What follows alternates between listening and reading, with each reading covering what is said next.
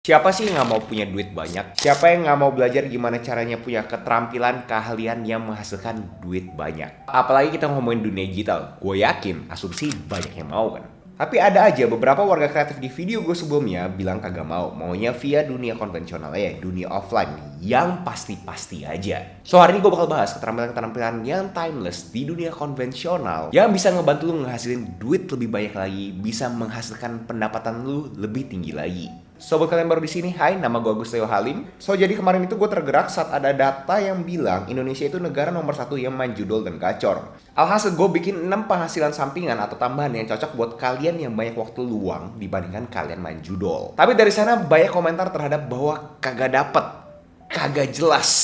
Kayak seakan-akan ini hal remeh yang dibuat penting. Bahkan ada yang kritik bahwa cara penyampaian gue ini seperti gue tuh udah terapin semuanya. Gue udah terapin, gue tuh praktisi, bukan cuma cuap-cuap. Dan dari semua dinamika itu akhirnya menginspirasikan gue untuk bikin video ini. Mungkin di video tersebut terlalu di awan banget kan, karena kita ngomongin produk digital ada sesuatu yang masih tidak umum di Indonesia. Sesuatu yang trending. Dimana karena ini tren, akhirnya kan banyak yang gak main. Akhirnya berasa orang tuh terlalu abstrak. Karena hijau banget kan. Dan kadang-kadang orang berasa kalau hijau banget bahaya juga ya. Apa jangan-jangan resikonya juga gede. Hari ini gue bakal membagikan kalian keterampilan-keterampilan yang bisa membantu kalian mendapatkan penghasilan lebih besar lagi. High income skills. Dimana kalian tidak butuh sarjana khusus untuk mengakuisisi keterampilan-keterampilan ini. Dan gue bakal mulai dari satu hal yang menurut gue paling fundamental banget. Keterampilan nomor 1 adalah menulis. Mungkin terkesan sangat konyol banget buat kalian, tapi gue pengen kalian coba kosongkan dulu kalian punya pemikiran terhadap kata menulis ini. Ada yang namanya the con of learning, dimana sudah ada studi kalau misalkan kita menerima informasi, kalau tidak melakukan aksi, akan gampang banget lupa. Dia bisa mengingat 10% dari yang kita baca, 20% dari yang kita dengar, 30% dari yang kita lihat, 50% dari yang kita lihat dan dengar, 70% dari yang kita ngomong, 90% dari apa yang kita lakukan. Bahkan ada yang namanya the forgetting curve, dalam 2 hari aja lupa tuh. Tapi dibahas di con of learning lebih detail lagi. Kalian masih bisa mengakuisisi informasi tersebut kalau kalian melakukan aksi. Dimana orang-orang bingung kan, kayak gue udah dapet informasi, gue mau ngapain? Pada umumnya di generasi zaman sekarang mungkin orang-orang screenshot, copy paste. Sedangkan gue sangat merekomendasikan kalian untuk menulis. Dimana menulisnya itu bukan cuma dalam konteks menulis doang loh guys ya, tapi dalam konteks kalian itu bisa menyerap informasi, terus kalian parafrase sesuai dengan kalian punya pemikiran. Kenapa ini penting banget? Karena akhirnya kalian beneran tahu, kalian tuh sebenarnya tuh tahu gak sih? Kalian ngerti gak sih? Karena kalau misalkan kita di otak kita doang, oh iya gue tahu tuh informasi terhadap sang cost, gue ngerti sang cost, gue ngerti gross margin. Nah jargon-jargon ini kalian klaim kalian ngerti, bisa gak kalian tulis? Fakta bahwa kalau misalkan kalian itu mempunyai kesulitan untuk menulis, berarti kalian mungkin aja kalian itu baru mengetahui, belum mengerti. Dan seberapa penting sih menulis ini? Apakah beneran ada studi kasus yang memberitahukan bahwa ini sangat penting? Bahkan di salah satu perusahaan terbesar di dunia yaitu Amazon, Jeff Bezos pendirinya Amazon, dia itu dulu pas pimpin Amazon, dia kagak mau manajemen meetingnya terjadi kalau misalkan kagak ada yang namanya meeting memo. Dia tuh nge-ban namanya presentasi PowerPoint tuh dia kagak suka. Karena dia argue bahwa presentasi PowerPoint tuh tanda kutip gampang dibuat. Dan orang kadang-kadang kedistorsi dengan seberapa estetik presentasinya, bukan terhadap materinya. Dia bilang kalau misalkan orang yang minta meeting sama dia sudah menulis, akan bener-bener clear banget tujuan objektif meeting tersebut. Sedangkan kalau misalkan orang cuma bikin PowerPoint, bullet point, dia berasa itu sangat lazy, males banget gitu loh. Orangnya sendiri pun mungkin belum berpikir secara keras apa sih yang dia pengen selesaikan di meeting tersebut. Tapi kalau dia beneran sudah menulis, itu benar-benar sudah terstruktur. Kenapa ini bisa jadi high income skills bro? Karena begitu kalian udah bisa menulis parafrase sesuai dengan kalian punya penafsiran, kalian punya otak makin clear kan. Kalian makin tahu arahan mana, direksi mana yang kalian harus tuju. Dan itu gue argue banyak banget orang yang butuh. Orang mungkin bisa lebih cepat daripada kalian, tapi kalau misalnya direksinya salah, percuma juga. So gue rekomendasiin banget buat kalian tuh belajar mengakuisisi kegiatan menulis. Simple aja deh, buat kalian yang pemula, journaling aja setiap malamnya, apa yang terjadi setiap harinya. Kalau misalkan terlalu abstrak lagi, coba deh setiap kali kalian melakukan aktivitas kegiatan perusahaan atau aktivitas yang menurut kalian bisa membuat kalian tambah banyak duit, atau kalian bahkan cuma ketemu orang deh. Coba kalian tulis apa yang kalian dapat dari 1 jam ngobrol sama teman kalian atau orang tersebut. So, kalian belajar bagaimana caranya menulis secara ringkas, bagaimana caranya kalian itu membuat kalimat terdengar bagus, gimana caranya kalian memilih kata untuk kalimatnya tersebut terkesan lebih baik. Hal itu menurut gue sangat valuable banget. Bener, kalau misalnya kalian bisa masterkan, kalian bisa melakukan suatu keterampilan yang sangat dalam, gue yakin semua orang pasti berani bayar kalian. Karena otak kalian tuh clear, kalian tahu apa yang harus kalian lakukan. Lanjut adalah public speaking, di mana keterampilan ini mungkin mempunyai konotasi negatif. Karena terkesan adalah motivator, di mana motivator terkonotasikan dengan orang yang jago ngomong doang.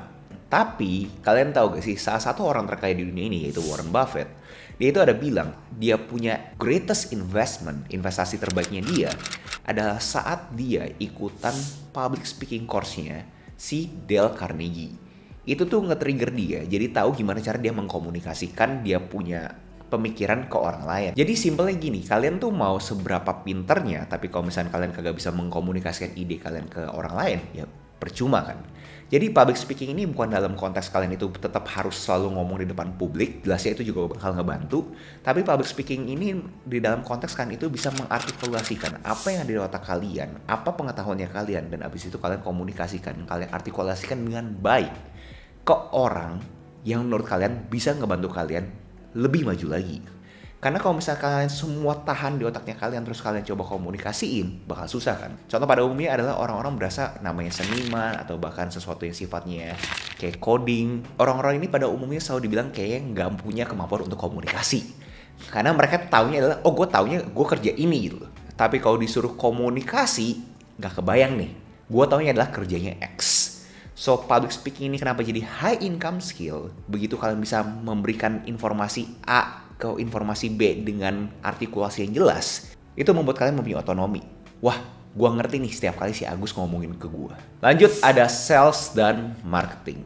Ini high income skills yang gua sendiri pribadi pun berasa sesuatu yang jorok. Ya menurut gue gimmick banget lah. Seberapa banyak dari kalian yang ketemu orang yang salesy banget, yang bener pengennya jualan melulu, kan pasti jaga jarak kan ke orang tersebut kan ya. Mungkin kalian di sini hidup di ibu kota, simpelnya kalau misalnya kalian lagi jalan, terus ada orang mendadak menawarin kalian produk, kalian berasa ya udah gitu. Tapi kalau misalkan orang tersebut malah ke depannya kalian terus malah nawarin produknya mereka, kalian masih berasa ih apaan sih. Berasanya kayak pushy banget kan nih, orang kayak ngedorong banget nih produknya gitu. Kayak sesuatu yang hina lah title sales dan marketing ini. Tapi semakin gue beranjak dewasa, gue berpikir mau lu bekerja dimanapun, mau lu itu ngelakuin apapun, sebenarnya ada komponen salesnya kan. Coba deh kita pikir baik-baik. Sales dan marketing ini sebenarnya fungsi apa sih? Persuasif kan, mencoba memberikan narasi untuk kita tuh melakukan sesuatu. Dan ini kehidupan sehari-harinya kita kan. Contoh mungkin kalian bisa relate adalah ngedate. Kalian ngedate, kalian pacaran sama seseorang, PDKT segala macem, itu kalian harus salesy kan. Kalau misalnya kalian kagak bisa jual dirinya kalian, orang itu kagak bakal tahu kalian tuh punya benefit apa, kalian punya keterampilan apa. Sama juga kalau misalnya kalian masih sekolah, kalian mau minta barang ke orang tuanya kalian. Kayak ayah, ibu, aku minta komputer. Nah, itu juga ada komponen salesnya kan. Dimana kalian harus memberikan narasi A, B, C, D, F, G untuk melakukan suatu persuasif untuk mereka akhirnya membelikan barang ke kalian. Itu juga sales.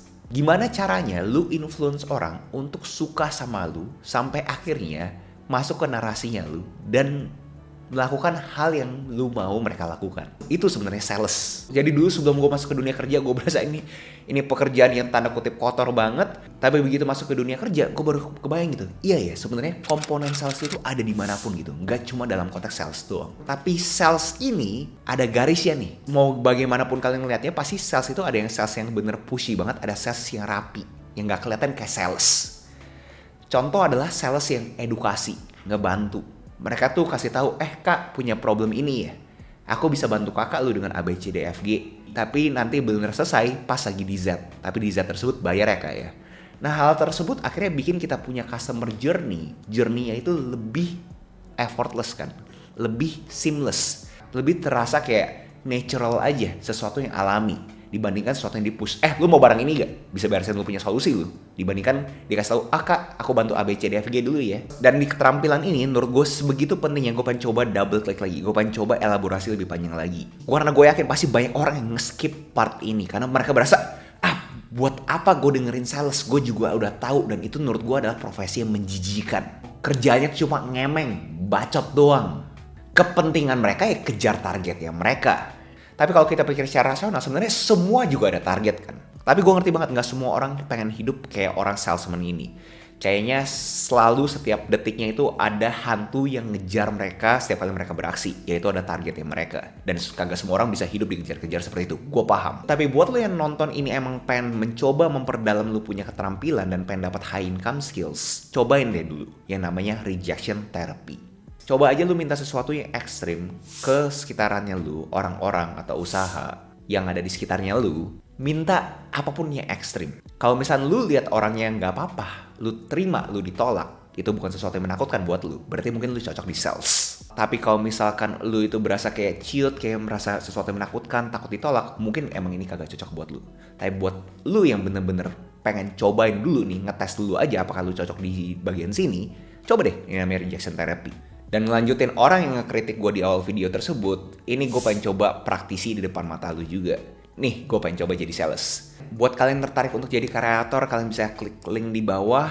Ini ada produknya gue. Gue rasa produk ini bisa ngebantu kalian bisa lebih teramplifikasikan lagi kalian punya karir di industri kreatif. Buat kalian yang belajar ngedit, gue juga ada course buat kalian ngedit, buat kalian bisa bikin video seperti gue. Buat kalian yang pengen nge-track, kalian punya habits, pengeluaran, goal, gue juga punya Google Sheet, template yang kalian bisa lakukan untuk kalian bisa track setiap harinya. Barusan gue coba jualan 3 produk tersebut, itu tanda kutip pada hal yang menakutkan buat gue. Tapi gue ngelewatin ketakutan gue kan. Jadi gue berasa takut itu udah sesuatu normal. Tapi begitu ngomong ya udah lewat gitu aja. Dan simpelnya kayak gini guys. Kalian mau punya suatu keterampilan yang luar biasa. Kalian punya produk yang luar biasa. Kalian punya suatu service yang luar biasa. Tapi kalau misalnya kalian kagak bisa jual, terus siapa yang jualan? Coba deh pikir baik-baik deh. Kalau kalian punya produk bener keren banget, luar biasa, service-nya kalian itu bener top notch, tapi kalian kagak bisa jual ke orang, ya kalian kagak dapat duit kan. So itu seberapa pentingnya sales. Lanjut buat kalian yang berasa emang kalian itu kagak suka ditolak, tapi kalian mempunyai pengetahuan yang tinggi, kalian tahu cara mengartikulasikannya, gue sangat rekomendasikan kalian untuk coba teaching.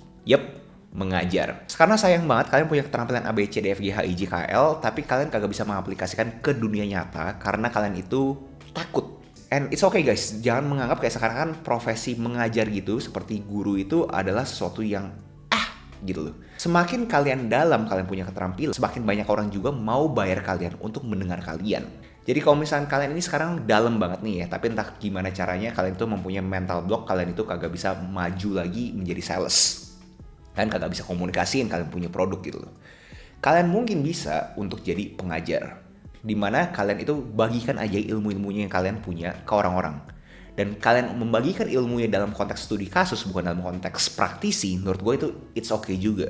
Layaknya sekolah aja. Contoh kalau misalnya kalian itu seniman yang jago gambar, jago ngelukis, tapi kalian mengabaikan, kalian tuh tanda kutip kagak suka sama sales, kalian kagak suka jualan. Berarti dibandingkan kalian diemin kalian punya kemampuan di sana aja, menurut gue akan sangat lebih baik untuk kalian itu bisa mengajarkan kalian punya keterampilan ke orang-orang lain. Jadi dampak positifnya itu lebih besar. So gue rekomendasiin banget buat kalian yang memang berasa bahwa kalian tuh kagak bisa berhasil di dunia nyata, kalian bisa loh masuk ke industri edukasi dan mengajarkan ke orang lain. Bahkan gue argue itu juga mulia, itu gak jijik kok guys. Gak apa-apa guys dikatain jual udah. Karena itu adalah ilmu kan. Jangan kecil hati kalian kalau misalnya dikritik sama netizen. Karena kita kan hidup di negara berkembang, negara Indonesia, dimana mereka berasa semua informasi harus gratis. Tapi informasi yang kita akuisisi abis itu akhirnya jadi kita punya pengetahuan, itu kan ada filterisasinya. Jangan takut kalian mengajarkan filterisasinya kalian punya kurasi, itu dikatain jual ludah. It's okay guys, itu kalian punya filterisasi. Kalau misalkan orang itu mau denger ya, mereka mempunyai keputusan bahwa mereka mau dengar gitu. Tapi jelasnya kalian juga udah harus firm, kalian kokoh banget, kalian tuh sudah melakukan filterisasi ya, kalian tuh kurasi ya. Kagak plak-plak informasi itu kalian terima, abis itu kalian langsung keluarin sama persis. Itu kagak benar. Tapi misalkan informasi tersebut sudah kalian kurasi, kalian coba artikulasi sendiri, abis itu kalian keluarkan, menurut gue it's okay. Lanjut, udah banyak banget orang-orang yang di luar sana yang udah bisa bikin suatu produk, suatu service yang bagus dan banyak yang mau beli, tapi kagak ngerti gimana cara manage orang.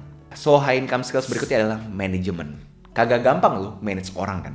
Gue rasa warga kreatif di sini pasti pernah ngerasain lah ya.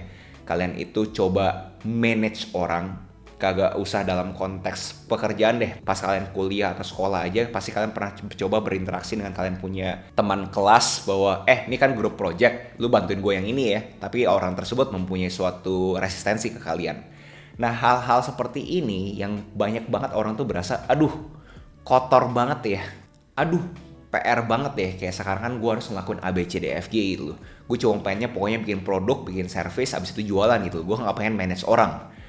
Nah, orang-orang operasional ini, manajemen ini sangat dibutuhkan guys. Karena di sini kalian itu butuh punya keterampilan untuk kalian itu jadi people's person. Kalian tuh harus mempunyai empati tinggi ke orang tersebut. Kalian harus bisa coba motivasi dia, harus ngerti dia punya POV untuk bisa nyambung. Karena kalau misalnya kalian push-push terus, ya kagak bakal beres. Kalian harus bisa coba ketemu di tengah. POV-nya apa sih? Kenapa ini kagak bisa beres dalam waktu 1 hari contohnya? Kenapa kerjaan dia kagak beres-beres? Buat lebih konkret, coba kita simulasi. Jadi kalau misalnya gue A, tahu kebutuhan perusahaan adalah untuk beresin kerjaan ini yang tanggung jawabnya si B di hari ini juga. Tapi si B pas di brief bilang kagak mungkin hari ini beres. Pasti butuh waktu lama banget. Gue sebagai A kagak bisa serta-merta, oh ya udah lo harus beresin. Itu kan manajemen yang baik. Manajemen yang baik adalah mencoba mendengarkan dulu si B. Oke, kalau misalnya lu berasa kagak bisa, tantangan lu apa sih? Oke, dia breakdown lagi kan, bahwa tantangannya X. Habis itu, kalau misalnya orang yang punya manajemen yang baik, coba memberikan solusi terhadap tantangannya. Oh, mungkin yang X ini bisa dikesampingkan dahulu. Nah, itu kan adalah mencari solusi sama-sama. So, hal-hal manajemen ini mungkin emang terkesan yang orang-orang bilang mundane, kayak kagak seksi kerjaannya, ngomongin orang, delegasi ke orang, melihat timeline project, ini progresnya sudah sampai mana, ongoing, pending, berjalan, udah masuk produksi. Gue tahu itu terkesan yang sangat mundane banget dan kagak seksi. Tapi karena kagak seksi ini, kagak banyak yang ngelakuin ini, itu adalah suatu gap yang kalian bisa masuk. Karena semua orang yang tanda kutip sukses ini, yang udah ngerti cara jualan produk, udah tahu gimana cara bikin service yang bagus, mereka butuh orang manajemen. Dan buku yang pertama kali ngubah gue punya pandangan terhadap manajemen adalah The E-Myth, Mythos Entrepreneur by Michael Gerber. Dia itu bilang bahwa namanya bisnis itu tuh ada 3 topi. Topi seniman, topi bisnis, dan topi manajemen. Dan gue argue topi manajemen ini kadang-kadang tuh dikesampingkan karena berasa topi manajemen ya itu antaran gitu loh. Tapi akhirnya karena antaran ini akhirnya banyak banget orang-orang yang butuh manajemen. Bonus buat kalian yang akhirnya membuka kalian punya mata terhadap dunia digital, ini semua keterampilan akan teramplifikasikan kalau misalnya kalian itu masuk ke dunia digital, aka personal brand. Yang pada umumnya orang juga bisa bilang kreator lah. Kalian bayangin di video sebelumnya gue ada ngomongin terhadap personal brand segala macam kan. Dimana kalau misalnya kalian bisa memberikan suatu eksistensi di dunia maya bahwa kalian itu jago melakukan A, B, C, D, F, G, orang kan lebih gampang tahu kalian kan. Kalian mempunyai reputasi di dunia online.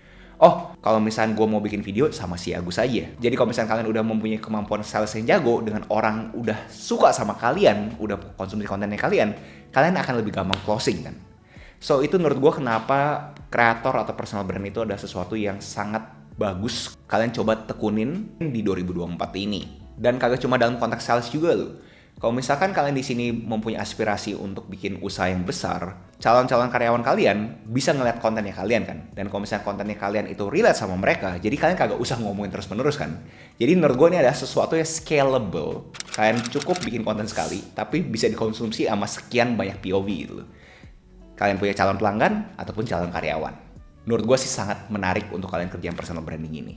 Tapi ada alasannya kenapa gue taruh personal brand ini di paling akhir, karena kalian harus punya kompetensi dulu. Kalau misalnya kalian main bikin personal branding tanpa punya kompetensi, jelasnya itu sesuatu yang menurut gue jauh ludah. So, fungsinya apa sih kalian mengakuisisi high income skills ini? Semua keterampilan yang si Agus Leo Halim bilang adalah pendapatannya itu tuh tinggi. Fungsinya adalah saat kalian itu mau naik kelas, kalian tahu kalian tuh jago di mana. Gue yakin semua orang pasti harusnya mau naik kelas lah ya. Kalian mungkin sekarang ini di bagian sales dan kalian itu kedepannya pengen jadi entrepreneur, pengen punya usaha sendiri.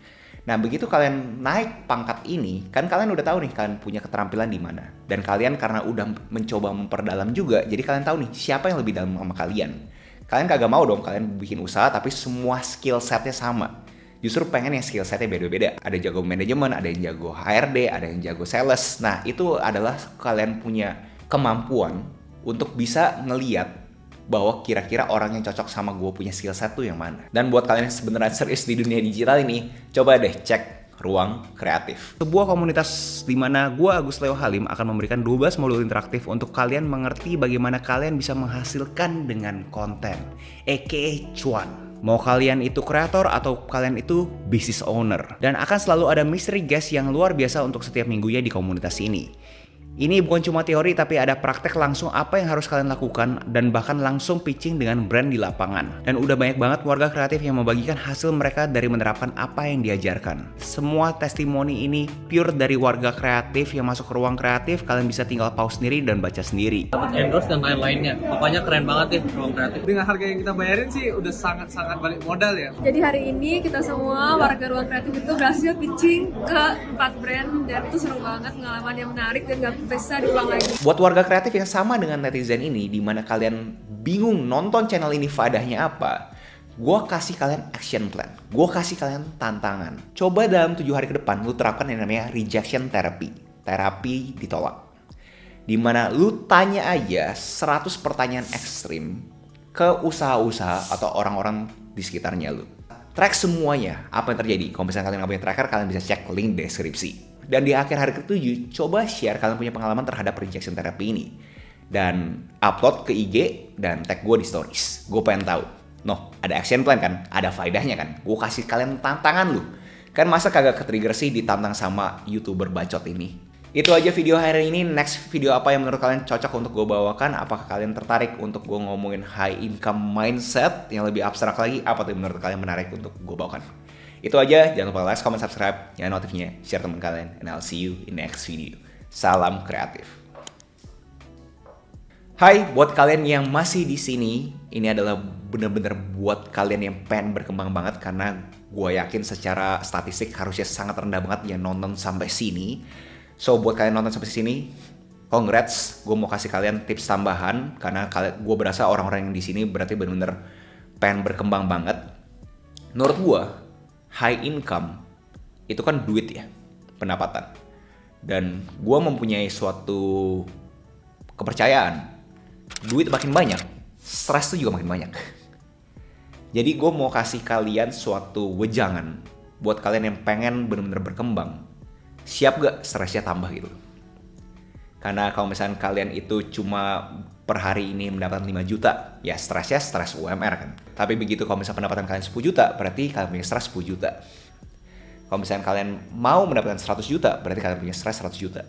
Dan gak semua orang mempunyai kemampuan, mempunyai kapasitas untuk bisa mentoleransi stres tersebut. Dan gua rasa buat kalian nonton sampai sini, coba deh kalian pikirin deh, beneran gak sih kalian itu mau stres juga? Karena jangan pikir duit itu datang terus kagak ada stres tuh. Orang yang banyak duitnya justru makin stres. Itu aja. Salam kreatif.